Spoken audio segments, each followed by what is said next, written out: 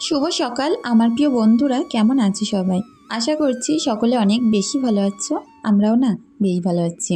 সকাল সকাল দেখো পুকুরে মাছেদের খাবার দিতে চলে আসলাম। আর এখানে অল্প পুঁজিতে অনেক টাকা ইনকাম করা যায়। শুধু কিছুই না, একটুখানি জায়গা যদি আমরা একটু অল্প পয়সা দিয়ে লিজ নিতে পারি কারোর কাছ থেকে, আর সেখানে অল্প ক টাকার মাছ ছেড়ে দিলে বছর শেষে কিন্তু প্রচুর লাভ করা যায়। তো এভাবেই আর কি টুকটাক করে সংসারের আয় উন্নতিগুলো একটু একটু করে বাড়ানোর চেষ্টা করি। এদিকে সারা বছর কিন্তু ফার্মে আমি মুরগি চাষ করি। এখন আপাতত কম রেখেছি, যেহেতু সামনে শীতকাল, প্রায় মুরগি মারা যাবে। শীতকালটা আবার একটু গেলে তারপরে আবার অনেক মুরগি পুষব। আমরা হাউস ওয়াইফরা যদি একটু সেভ করে চলার চিন্তা করি, তাহলে কিন্তু অনায়াসে আমরা সংসার থেকে পয়সা বাঁচিয়ে সেটা দিয়ে অন্য একটা কাজে লাগাতে পারি। আমি টুকটাক যে পয়সাটাই গোছাই না কেন, যে কোনো একটা কিছুতে ইনভেস্ট করে দিই। 2000, 1000, 500, যে যেমন পারে আর কি। 1-2 হাজার টাকা ইনভেস্ট করেও কিন্তু বছরে অনেক টাকা ইনকাম করা যায়। যেমন ধরো, এইবার আমার সেলফের গ্রুপ থেকে অনেক মুরগির বাচ্চা দিয়েছিল, আর তার সঙ্গে 1000 টাকার মুরগির বাচ্চা আমি আবার সাথে কিনেছিলাম। তো এরকমভাবে তার সঙ্গে আর 1000 টাকার খাবার কিনে মুরগিগুলোকে আমি বড় করব, আবার বিক্রিও করে দেব। তো এরকম 1-2 হাজার টাকা ইনভেস্ট করে কিন্তু 2-10 হাজার টাকা ইনকাম করা যায় ওই 2-3 মাস অন্তর অন্তর। এরকমভাবে বুদ্ধি করে চলতে পারলে কিন্তু অনেক কিছুই করা যায়। তো আমাদের যাদের আর কি উঠোনে জায়গা নেই, কিংবা কোনো রকম আমাদের বাড়িতে জায়গাই নেই, আমরা কিন্তু ছাদের উপরে করতে পারি। খুব বেশি জায়গার প্রয়োজন পড়ে না 10 থেকে 20টা মুরগি পুষতে। একটা বড় সাইজের ডোব বানিয়ে রাখলে ওটা কিন্তু অনেক বছর চলে যায়। তো যাই হোক, তোমাদের সঙ্গে সকাল সকাল অনেক রকম গল্প করছি। আর দেখো আজকে ফ্রিজের অবস্থাটা, এটা মুছে ফেলছি। যেহেতু মাসখানিক হয়েছে ফ্রিজটা আর হাতই দেওয়া হয়নি, আর অনেক নোংরা হয়েছে। এটা এইভাবেই চালু অবস্থায় একটু ভিজে কাপড় দিয়ে পরিষ্কার করে নিচ্ছি। যেহেতু খুব একটা বেশি নোংরা না, সবজির ঝোল পড়ে আমার মেয়ে একটা সবজির বাটি উপর করে দিয়েছিল, এই কারণে এত বেশি নোংরা হয়েছে। তো ইদানিং কটা দিন ধরে ভাবছিলাম ফ্রিজটা একটু হালকা করে মুছে পরিষ্কার করে ফেলবো ভিতরটা আর কি। ভিতরটা মুছতে তো একটু এই যে হিজিবিজি মনে হয়, কারণ কোনা কানি পরিষ্কার করতে একটু তো সময় লাগে, তো হয়েই উঠছিল না। আজকে ভাবলাম চলো এই হাতে মুছেই নিই। যে কোনো জিনিস, বিশেষ করে ঘরে থাকা জিনিস, নোংরা থাকলে কিন্তু একদমই ভালো লাগে না। আমার যদি রান্নাঘরটা আরেকটু বড় হতো, একটু বেশি জায়গা হতো, ফ্রিজটা রান্নাঘরেই না একেবারে নিয়ে যেতাম। তো যেহেতু জায়গা নেই, ওই কারণে ঘরেই রাখতে হয়। তো এখানে অল্প একটু সবজি ছিল, ডাল ছিল, একটু সবজি আর কিছু কাঁচা সবজি ছিল, সেগুলো আবার ঢুকিয়ে রাখলাম। আর ফ্রিজটা বন্ধ করে দিয়ে ওপরটা একটু হালকা মুছে নেব।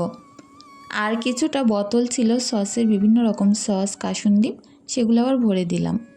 তো যাই হোক, এরকমভাবে প্রত্যেকটা কাজ গুছিয়ে গাছিয়ে রাখতে পারলে একার সংসারও না সোনার সংসার হয়ে থাকে।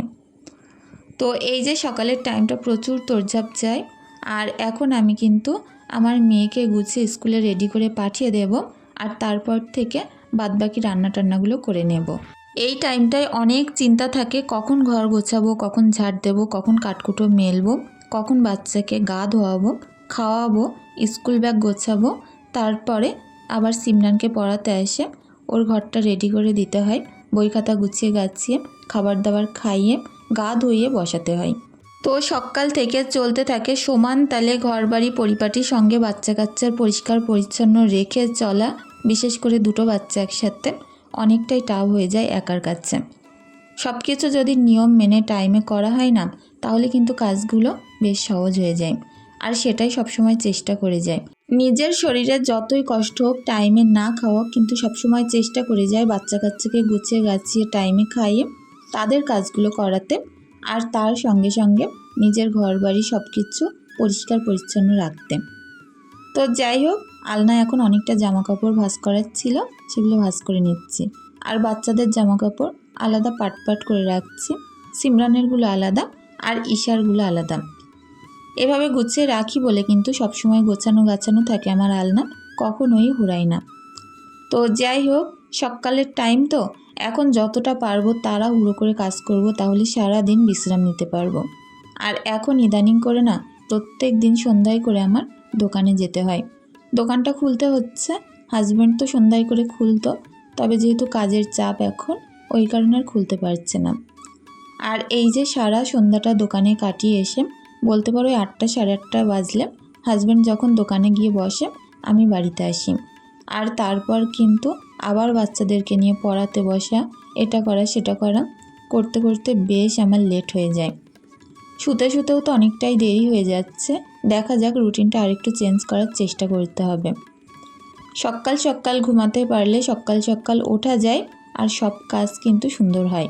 আর টাইমে যদি আমরা না ঘুমাই আবার সকাল সকাল উঠি, শরীর কিন্তু প্রচণ্ড ক্লান্ত লাগে। এদিকে আমার মেয়েকে স্কুলে পাঠাবো, তার আগে ওকে কিছু খাওয়াতে হবে, তো একটু ছাতু গুলে দিয়েছি। এই যে 1 কৌটো সেটাই খেয়ে নিচ্ছে। তো ও ছাতু জিনিসটা প্রচুর পছন্দ করে। আর ইদানিং করে এমন হয়েছে না, ভাতটা আর মুখেই দিচ্ছে না। আমি দেখছি ঈশা যত বড় হচ্ছে ওর ঘুম আর খিদে এই দুটো জিনিস না একদমই নেই। যেমন ঘুম কম হয়েছে তেমন খিদেও কম হয়েছে। আগে না ওকে বলতে হতো না, ভাত নিয়ে বসলেই খেয়ে নিত। আর এখন এক গাল ভাত নিয়ে আমার প্রায় 1 ঘন্টা চলে যায়, এরকম একটা অবস্থা হয়েছে। যাই হোক, ভাবছি একটু ডাক্তার দেখিয়ে নেব। তো দেখো, এদিকে সুন্দর করে এখন টারান্ডাগুলো ঝাড় দিয়ে নিচ্ছি। আর তোমরা একটু বলো তো বাচ্চাদের কোন খাবার দিলে বেশি আগ্রহের সাথে খায়, তাহলে আমি সেইটাই দেওয়ার চেষ্টা করব। তো বারান্দাটাও পরিষ্কার করলাম। রান্নাঘরের অবস্থা দেখো, বৃষ্টি হচ্ছিল, একদম পুরো রান্নাঘর ভেসে গেছে। এখানে যতবারই আসছে একদম মনটা পুরো ভেঙে যাচ্ছে। তো যাই হোক, দেখো এখন চলে আসলাম পুকুরে। বৃষ্টি তো হয়ে গেল এক ঝুল, আর এখন সবটাই পুরো স্যাঁতসেঁতে ভিজে আর সেই পরিমাণে স্লিপ। যাই হোক, প্রচুর বাসন আছে, কালির হাঁড়িকুড়ি আছে, সবটাই মাজবো, পরিষ্কার করব। আর বাসনগুলো মাজতে পারলে মনে হয় কতটা কাজ আমার এগিয়ে গেছে। সকালের এই কাজের মধ্যে কিন্তু বাসন মাজা কাজটা প্রচুর বড় কাজ। আর এটা তখনই অনেক সহজ হয়ে যায় যখন আমি পুকুরে এসে কাজ করি। এক বোন আমাকে কাল বলেছে পুকুর ধারটা একটু ঘুরিয়ে দেখাতে, বোনের অনেক ভালো লাগে। তো অবশ্যই চেষ্টা করব কোনো এক সময় সুন্দরভাবে দেখাতে। এর আগের আমার অনেক ব্লগে কিন্তু গ্রামীণ পরিবেশ, গ্রামে কিভাবে কাজ করি, পুকুরে কিভাবে কাজ করি সুন্দর ডিটেলসে শেয়ার করা আছে। এখন যেহেতু বর্ষাকাল, চারিদিকে পানি, সেইভাবে বুঝতে পারবে না। তবে আগের যে শুকনোর সময় আমার ভিডিওগুলো করা, ওই সময় কিন্তু পুকুর ধারটা পুরোপুরি বোঝা যেত কত সুন্দর চৌকো আর চারিধার দিয়ে কি গাছ লাগানো। যাই হোক, অনেক তাড়াতাড়ি বাসনগুলো মেজে শেষ করতে হবে, তা নয় আবারও বৃষ্টি নামবে, একদম অন্ধকার হয়ে এসছে। ছাদে যে কাঠগুলো দিয়েছিলাম সেগুলো ভিজে গেছে, তুলে আনতে পেরেছি অর্ধেকটা, আর অর্ধেক ভিজে গেছে। জানি না যে আমার কি অবস্থা হবে রান্নাবান্নার। কত স্বাদ করে রান্নাঘরটা বানিয়েছি, আর এই বর্ষায় তার অবস্থা একদম খারাপ করেছে। এবার রান্নাঘরটা অনেক সুন্দরভাবে করার ইচ্ছে আছে, আর তোমাদের সাথে শেয়ার করব। একদম নতুন একটা লুক দেবো আমার রান্নাঘরের। কারণ যে কোনো জায়গা যেখানে আমি কাজ করব, রান্না করব, সেটা যেমনই হোক গরিবানা মতে একটু সুন্দর পরিপাটি গোছানো থাকবে, তাহলেই কিন্তু ভালো লাগবে। কাজের জায়গা অবশ্যই সুন্দর করা উচিত, যেখানে আমার সারাদিন কাজ করতে হবে। জায়গাটা যদি সুন্দর হয় না, এমনিতেই কাজে মন চলে আসবে। অনেক বোনেরা জানতে চাও সন্ধ্যায় আমি কি করি, কেমন টিফিন, কেমন নাস্তা বানাই। তো ভাবছি চলো আজকে তোমাদের সঙ্গে হালকা করে শেয়ার করব। তোমরা আমার অনেক প্রিয় কাছের মানুষ, যারা সবসময় আমার সাপোর্ট করো, পাশে থাকো। অবশ্যই তোমাদের কোয়েশ্চেনের রিপ্লাই দেওয়ার চেষ্টা করি। আর তার সঙ্গে সঙ্গে তোমরা যেটা দেখতে ভালোবাসো, যেভাবে আমাকে চাও দেখতে, আমি সেটাই করার চেষ্টা করি। যাই হোক, নিজের পরিপাটি নিজের কাছে সকাল সকাল চেষ্টা করে যাচ্ছি অনর্গল কাজ করে পরিপাটি করে রাখার জন্য সব কিছু। আর এর মাঝে আমার বাচ্চাদেরকে কিন্তু আমি স্কুলেও দিয়ে এসেছি, সেটা আর শেয়ার করা হয়নি। বাচ্চাদেরকে বলতে ঈশাকে দিয়ে এসেছি। আর সিমরানের যেহেতু এখন স্কুল ছুটি পড়েছে, সিমরানও গিয়ে বসে আছে।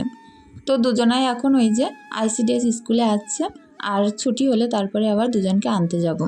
যাই হোক, দেখো প্রত্যেকটা বাসন খুব সুন্দর করে মাজা ধোয়া করে নিচ্ছি। আর তারপরে আবার আর একটা করা আছে, কাল রাতে না ওটা পুড়ে গেছিল, তো আমি একটু ছোলা সিদ্ধ করতে দিয়েছিলাম। ছোলা আর আলু দিয়ে সিমরানকে ঘরে পড়া দেখিয়ে দিচ্ছিলাম। এদিকে এসে দেখি না একদম তলাটা পুরো পুড়ে গেছে, যার কারণে করার এই অবস্থা। যাই হোক, ওটা মেজে পরিষ্কার করে নেব। যখনই কড়া এরকম দাগ হয়ে যায়, পোড়া একটা দাগ লেগে থাকে, তখনই কিন্তু এরকম ভিজিয়ে রাখতে পারলে দাগটা উঠে যায়। কাল রাতে আমি মেজে পরিষ্কার করে নিতে পারতাম। আমি ভাবলাম একটু বেশিক্ষণ ভিজিয়ে রাখলে এই পুরো দাগটাই চলে যাবে। আর তা নয় কষ্ট করে দাগটা তুলতেও হবে, আবার সেইভাবে পরিষ্কার হবে না। তো রাত থেকেই তো ভেজানো ছিল, কড়াটা এখন পরিষ্কার হয়ে গেছে। আর একেবারে ওই সঙ্গেই গাটা ধুয়ে কাঁচা ধোয়াগুলো করে নিলাম। তো এখন এই জামা কাপড়গুলো মেলবো আর তারপরে নিচেই যাব রান্না করতে। বাড়ির সামনে অনেক সুন্দর সবজিওয়ালা এসছে টাটকা টাটকা সবজি নিয়ে। আজকে না 1 পিস বেগুন নিলাম, তার সঙ্গে অল্প একটু আলু আর 4-5টা মতো, বলতে পারো 4-5টা কি 6-7টা মতো কেওড়া কিনেছি। সবজির এত দাম না, হাতই দেওয়ার মতো না।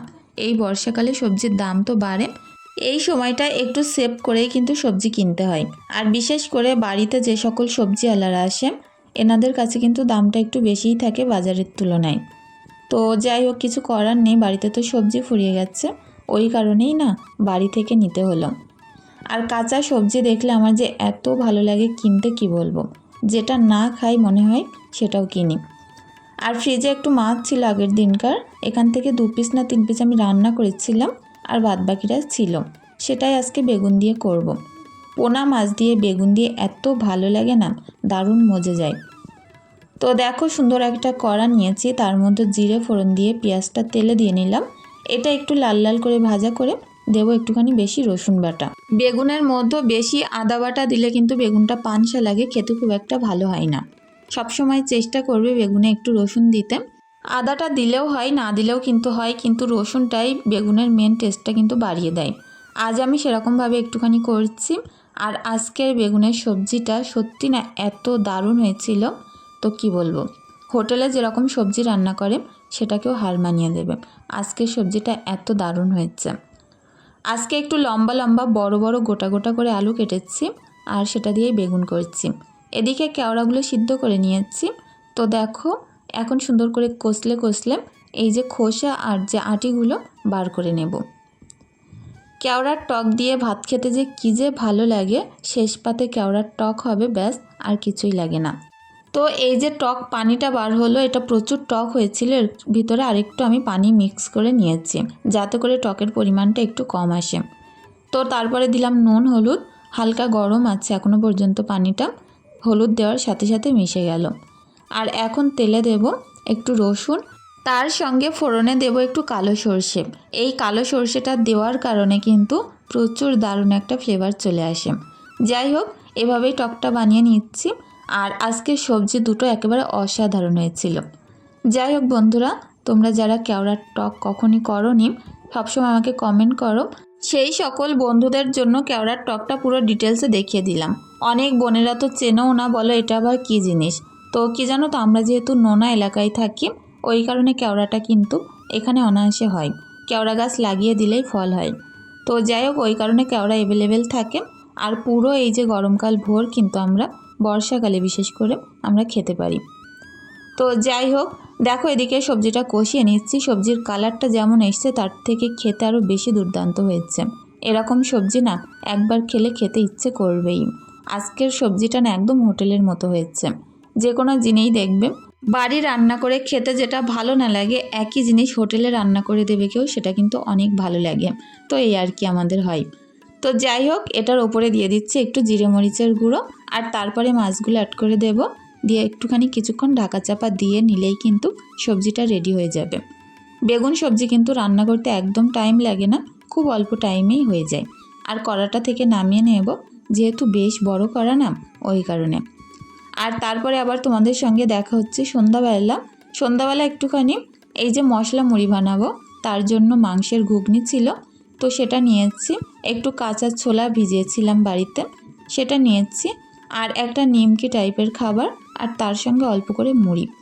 এটা দিয়ে মেখে খেতে এত ভালো লাগে কি বলবো। তো ভাবছিলাম চায়ের সঙ্গে বিস্কুট নেব, তারপরে ভাবলাম না, ঘুগনি এনেছে যখন ঘুগনিই নিই। তো বন্ধুরা, আজকের ভিডিওটি এখানেই শেষ করি।